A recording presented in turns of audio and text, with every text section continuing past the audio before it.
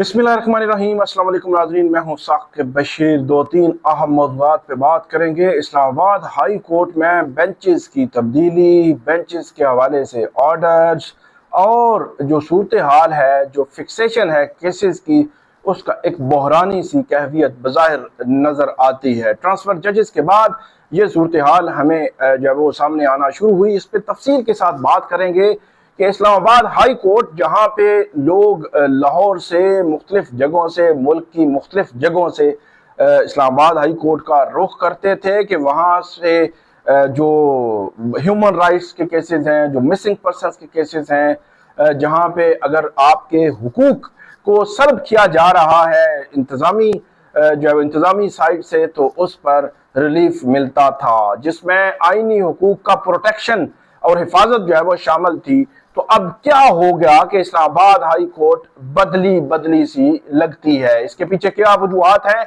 और जस्टिस मोहसिन अख्तर कियानी जो मुस्तकबिल के चीफ जस्टिस जो है वो उन्होंने बनना था, अब 26वीं आईनी तरमीम के बाद सूरत हाल बदल चुकी है। और क्या इस्लामाबाद हाई कोर्ट का आइंदा का चीफ जस्टिस मुमकिन तौर पर कौन हो सकता है? क्या ट्रांसफर जजेस के केस का इम्पैक्ट आएगा, या 26वीं आईनी तरमीम के बाद जिस तरह सूरत हाल ने पलटा खाया है ये यूं ही चलता रहेगा? इस सारे तनाजुर पे बात करते हैं एक तो। और दूसरा, लाहौर में एक बड़ा कन्वेंशन जो है वो वकला का हो रहा है। लाहौर बार और लाहौर हाई कोर्ट बार, उनकी जानिब से तो बड़ा कन्वेंशन 26वीं आईनी तरमीम के खिलाफ वो बात करते हैं, अदलिया पर कंट्रोल की बात करते हैं कि कंट्रोल हो चुका है अदलिया के हवाले से, अदलिया की इंडिपेंडेंस कंप्रोमाइज हो रही है, आजादी जो है अदलिया की वो कंप्रोमाइज हो रही है। तो उसमें बात करेंगे कि वकला का कन्वेंशन तो हो रहा है लाहौर में, लेकिन वो वकला की तहरीक कहाँ रह गई, वो लोग हमसे पूछते हैं। तो उस पर एक एनालिसिस आपके सामने मैं रखूंगा कि वजूहात क्या है कि क्यों तहरीक आगे नहीं चल पा रही। तीसरा हमारा मौजू होगा डॉक्टर यास्मीन राशिद, जो 70 प्लस एज है, जिनकी जो है वो कैंसर सर्वाइवर है, इसी तरह मतलब उनकी एज वाइज खातून है। खातून होने की बुनियाद पर जो है वो कानून में लिखा हुआ है कि कानून होने की बुनियाद पर भी आप एक जो है वो एक सर्टेन स्टेज पे आकर उसको कंसिडर किया जा सकता है कि उसको रिलीफ दे दिया जाए। तो इस सारे मामले में आज जो डॉक्टर यास्मीन राशिद है, उनकी जमानत के केस भी लगा हुआ है। तो उस केस में क्या हो सकता है मुमकिन तौर पर, इस पे बात करेंगे तफसील के साथ। आप हमारे साथ रहिएगा, हमारा यूट्यूब चैनल सब्सक्राइब कर लें, बेल आइकन का बटन प्रेस कर लें, ताकि जब भी हम कोई वीडियो अपलोड करें तो फौरन उसका लिंक आपको मिल जाया करे। शुरू करते हैं सबसे पहले इस्लामाबाद हाई कोर्ट से। इस्लामाबाद हाई कोर्ट का एक बैकग्राउंड है, इस्लामाबाद हाई कोर्ट की एक सूरत हाल है। इस्लामाबाद हाई कोर्ट में जस्टिस अतर मिनल्ला का दौर एक तारीखी दौर था। चीफ जस्टिस अतर मिनल्ला जो जब भी जो है वो सहाफियों के खिलाफ, सिविल सोसाइटी के खिलाफ पर्चे जब वो दर्ज होते थे, फिर पुलिस पर्चे दर्ज करती थी, FIA दर्ज करती थी, और जो आज़ादी इजहार राय पर, हमारे बोलने पर जो कदगने थी, वो जो प्रोटेक्शन है आज़ादी इजहार राय की जो आइन ने दी है, उस प्रोटेक्शन को जो है वो उसको अदालत की जानिब से बाकायदा तौर पर प्रोटेक्ट किया जाता था कि प्रोटेक्शन है तो है, इसको सलब नहीं कर सकती पुलिस या FIA अपने मुकदमे दर्ज करके। इसी तरह मिसिंग पर्संस के केसेस को जो है वो देखा जाता था, सिविल सोसाइटी के केसेस को, जो पॉलिटिकली जो है वो एहतजाज होते हैं, तहरीकें होती हैं, मतलब हर चीज जहां पे आइन प्रोटेक्शन देता है, उस किस्म की प्रोटेक्शंस को जस्टिस अतर मिनल्ला के दौर में जो है वो देखा जाता था। केसेस सुने जाते थे, जल्दी केसेस जो है वो उनकी समातें होती थी। ऐसा नहीं हुआ कि केस आया है और पता ही नहीं चल रहा। अब इमरान खान साहब के केस में आपको पहले मिसाल दे चुका हूं कि जब नवाज शरीफ साहब, मरियम नवाज, कैप्टन सफदर, उनके केसेस आए, 6 जुलाई को उनको सजाएं हुई थी इस्लामाबाद की एहतसाब अदालत है, 6 जुलाई 2018 को, और उनकी केसेस लगे थे 17 जुलाई 2018 पहली समाअत हुई थी, और 19 सितंबर 2018 को उनको उनकी सजाएं मुअत्तल हो गई थी 2 माह और 2 दिन के बाद।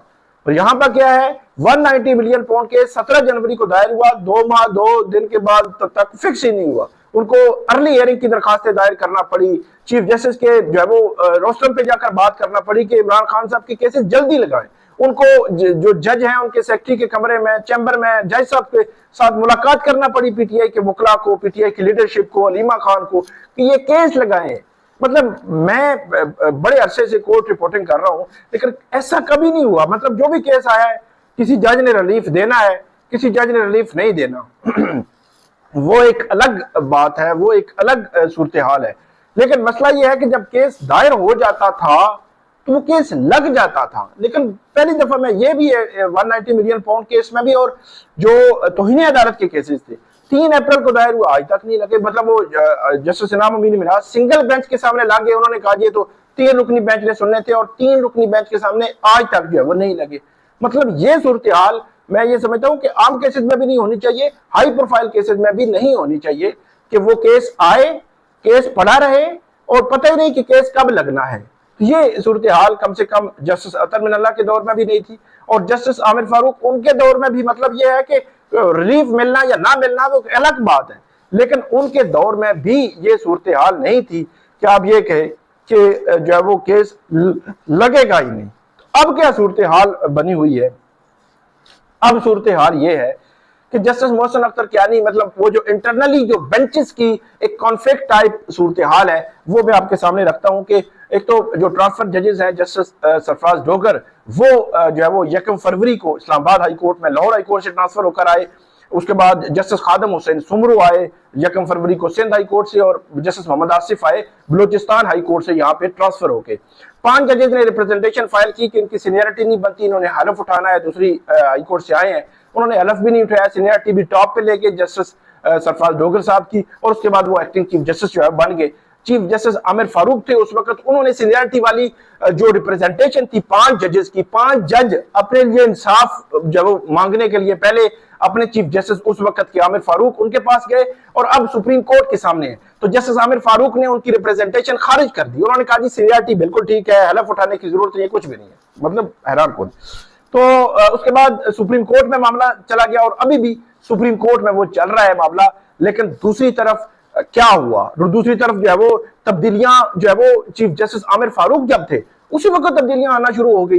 इनको एडमिनिस्ट्रेशन कमेटी जो है इस्लामाबाद हाई कोर्ट के जितने भी इंतजामी उमूर है, ये कमेटी देखती रही है, और इसमें टॉप का चीफ जस्टिस होता है, उसके बाद 2 सीनियर जज, मतलब सेकंड और थर्ड वाला, मतलब ये सीक्वेंस में पहले 3 जज इस एडमिनिस्ट्रेशन कमेटी में होते थे। लेकिन जस्टिस आमिर फारूक जब चीफ जस्टिस थे तो आखिरी 10 दिन थे उनकी एलिवेशन होनी थी सुप्रीम कोर्ट में, तो उन्होंने उसी वक्त एक तो कमेटी तब्दील कर दी, और कमेटी में से जस्टिस कियानी, पहले जस्टिस मियां गुल हसन और अगजेब को निकाला गया, फिर जस्टिस मोहसिन अख्तर कियानी जो है उनको भी बाद में कायम काम चीफ जस्टिस ने जो कमेटी बनी उसमें से वो निकाल दिया गया। उसके बाद जो इस्लामाबाद की जिली अदलिया है, वहां इंतजामी जजेस होते हैं, इंतजामी जजेस में जितने सीनियर जज थे इनको जो साइड लाइन कर दिया गया। मतलब जस्टिस कियानी थे, जस्टिस मियां गुल हसन और अगजेब थे, जस्टिस बाबर सत्तार थे, जस्टिस जहांगीरी थे, वो साइड लाइन हो गए। मतलब स्पेशल कोर्ट्स हैं, एटीसी वगैरह, एहतसाब अदालतें, इसी तरह सेशन कोर्ट्स हैं वहां पे भी। उसके बाद मामला जो है वो यहाँ पर रुका नहीं है। ट्रिब्यूनल था, ट्रिब्यूनल जनाब सदर साहब ने पुराने जजेस को अचानक उन्होंने जजमेंट रिजर्व की हुई थी, फैसला सुन के जजमेंट रिजर्व की हुई थी, तो उनको ट्रिब्यूनल से ही निकाल दिया। नए जजेस आए, उन्होंने जनाब नए सिरे से कार्रवाई शुरू कर दी। मतलब कुछ सिचुएशन ही अजीब है कि वो पुराने जजेस को आपने निकाल दिया। मतलब पुराने जजेस से मुराद मैं इसलिए कह रहा हूँ, वो एक्सपीरियंस्ड होते हैं। जो एडिशनल जज होता है ना, मतलब नया जज, उसको 1 साल दिया जाता है कि आप अपनी कारकर्दगी बताएं। तो आप अगर पुराने जजेस को निकाल कर नए को बैठा देंगे तो ये सूरत हाल कैसे जो है वो बनेगी। तो उसमें से भी वो जजेस जो है वो साइड पे हो गए। फिर सिचुएशन जो है ये है कि ये भी एक आती है कि high profile cases, political nature के केसेस, ये केसेस पुराने जजेस में से उन जजेस के पास नहीं जाते। जस्टिस अरबाब मोहम्मद ताहिर उनके पास चले जाए, बाकी 5 जजेस की हद तक यह है कि उनके पास ये केसेस नहीं जाते, बल्कि ट्रांसफरी जजेस के पास जाते हैं या नए जजेस के पास जाते हैं जो एडिशनल जो है वो जज हैं। और फिर ये है कि जो मैक्सिमम केसेस की जो आप जब निकालते हैं कि किस जज ने कितने केसेस के फैसले किए हैं, तो वो भी एक सिचुएशन है, वो भी एक टेक्निक है कि अगर आप जो है वो जस्टिस कियानी है या बाकी जजेस हैं उनके पास वो केसेस लगाएंगे जो तवील चलते हैं, जिनकी तवील समातें होनी है, तवील फैसले लिखे जाने हैं, उनमें टाइम भी ज्यादा लगता है और उनमें फैसले भी जो वो बाद में आते हैं, उनमें फिर जो आपकी पेंडेंसी को खत्म करने का जो पैमाना होता है कि इस जज ने इस महीने में 5 या 15 या 85 केसेस जो है वो खत्म किए, तो वो भी पैमाना साइड पे रह जाता है। वो इस तरह साइड पे रह जाता है कि जब आप केस ही उनके सामने नहीं लगाएंगे, मतलब एक केस आता है वो कहते हैं डायरेक्शन जी, पहली हियरिंग पे डायरेक्शन देकर उनको जो डिस्पोज ऑफ कर दिया जाता है, तो इट मीन के उस जज ने एक केस जो है वो निपटा दिया। एक केस जज के पास आता है, उसने तवील समातें करनी है, कितनी समातें होंगी, कितने दिन लगेंगे, कितने दिन फैसले में लगेंगे, तो वो भी उसका पैमाना एक कर दिया जाता है। तो ये चीज जो है देखने की जरूरत है, क्योंकि जो 26वीं आईनी तरमीम है उस तनाजुर में ये चीज भी आई थी कि एलोवे उसको जो है वो उनकी एफिशिएंसी जो है वो जज की जाएगी कि वो कितने एफिशिएंट हैं केसेस के निपटाने में, सारी चीजें जो है 26वीं आईनी तरमीम के बाद। तो ये जो कैटेगराइज करना कि कौन सा केस किस कैटेगरी का है और उसके तनाजुर में उसका जो है वो नंबरिंग होनी चाहिए, ना कि जो है वो आप जो है वो आम से केसेस जिस केस की 1 या 2 समातें होनी है वो पुराने जज के सामने, नए जज के सामने लगा दें, जिसकी जो है वो केसेस की समातें तवील होनी है वो पुराने जजेस के सामने लगी रहे, तो वो जो बैलेंस है वो बैलेंस आउट हो जाएगा, आउट हो रहा है। इसी तरह cases justice Babar Sattar, justice Sardar Ejaz Shah Khan, justice यानी उनके बेंचेस से केसेस भी आगे पीछे हुए। अजीब सूरत हाल है, अदलिया जो है वो कटहरे में है, अदलिया की आजादी कटहरे में है।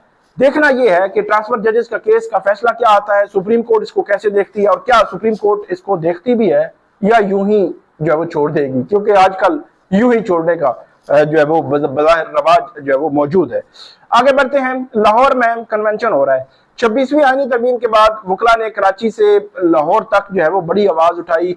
हामिद खान साहब थे, फैसल सिद्दीकी, बैरिस्टर जो है वो सलाहुद्दीन अभी भी वो जो है वो एक्टिव है, सरदार लतीफ खोसा जो है वो एक्टिव है, वो अभी भी एक्टिव है, वो कोशिश कर रहे हैं। लेकिन यह है कि हुकूमत की जानिब से भी कोशिश जारी है, हुकूमत अपने इन्फ्लुएंस, अपनी बार्स को जो फंडिंग देने हैं, उनकी ग्रांटें देनी है, वो सारी चीजें हुकूमत की जानिब से की जाती रही हैं, की जा रही हैं, और दूसरी जानिब वकला भी कोशिश कर रहे हैं। सबसे बड़ा मसला जो है इस वक्त सुप्रीम कोर्ट बार एसोसिएशन जो है वो जो सदर है या उनमें मैक्सिमम जो बॉडी है वो हुकूमती ग्रुप, मतलब आजम नजीर तारड़ और अहसन गून ग्रुप, उनके ग्रुप की है, मतलब उसको आसमा जहांगीर ग्रुप तो कहना अब मतलब शर्मिंदगी होती है, तो उस हुकूमती ग्रुप की नुमाइंदगी है, तो इसलिए उस पर जो जितनी भी उसके मामलात होते हैं वो हुकूमती ग्रुप की ग्रिप हमें नजर आती है।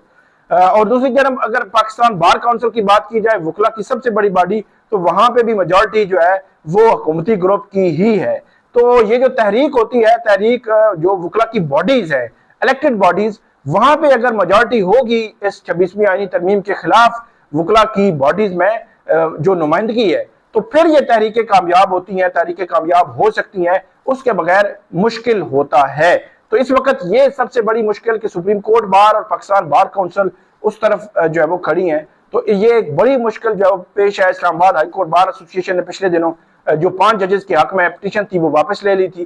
तो इस वक्त लाहौर में जो लाहौर के वकला है, Lahore high court bar, Lahore बार, वो जो है वो कन्वेंशन कर रहे हैं। 26वीं आईनी तरमीम के बाद जो कुछ अदलिया की जो आजादी है वो सलब हुई है, सलब हो रही है, अदलिया को नुकसान हो रहा है, अदलिया पर जो आम आदमी का जो एतमाद है वो खत्म हो रहा है, वकार खत्म हो रहा है, अदलिया के फैसलों पर अमल दरामद, जो मखसूस रिश्तों के केस पर फैसला आपने देखे उस पर अमल दरामद नहीं हुआ, तो ये वो वकार खत्म हो रहा है। इस वकार को बहाल करना जो वकला कम्युनिटी है उसका काम है, सिविल सोसाइटी का काम है, और सहाफियों का, मीडिया का भी किरदार बनता है कि जो आइन है उसको जो वो इस तरह उसकी पाबंदी रोकी जाए।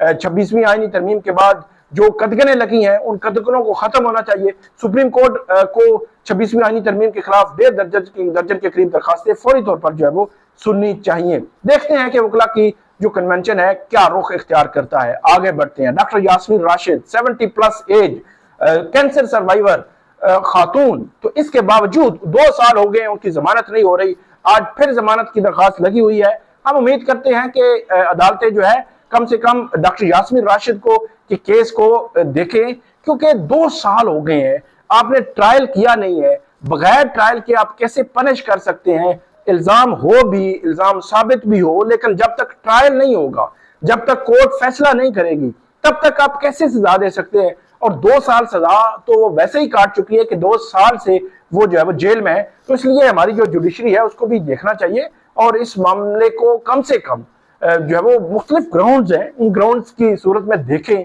अब देखना यह है कि जो उनकी जमानत की दरखास्त लगी हुई है उसमें क्या होता है। जो भी होगा वो अपडेट होगी वो आपके सामने हम शेयर करेंगे। हमें फीडबैक दीजिएगा, कमेंट कीजिएगा। बहुत शुक्रिया।